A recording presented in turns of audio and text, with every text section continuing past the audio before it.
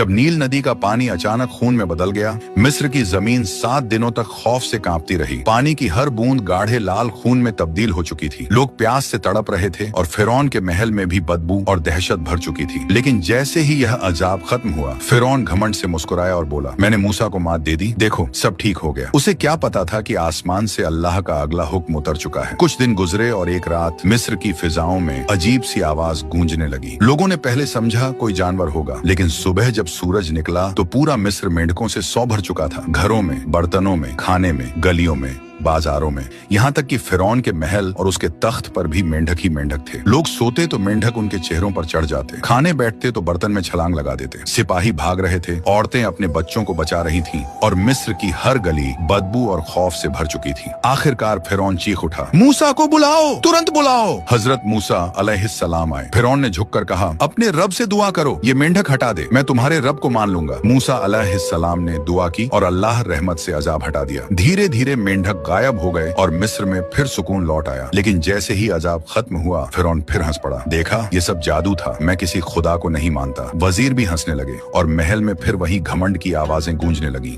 लेकिन मूसा अलैहिस्सलाम खामोश रहे, क्योंकि वह जानते थे कि अल्लाह का फैसला उतर चुका है। आसमान से पुकार आई, यह कौम ईमान नहीं लाएगी, इन पर एक के बाद एक निशानी उतरेगी, ताकि दुनिया जान ले कि मैं ही रब हूँ और जालिम कभी कामयाब नहीं होते। मिस्र की जमीन पर खौफ, अंधेरा और बदबू फैल चुकी थी और फिरौन अभी भी अपने घमंड में डूबा हुआ था। लेकिन आसमान पर एक नई आफत तैयार हो रही थी, क्योंकि यह कहानी अभी खत्म नहीं हुई।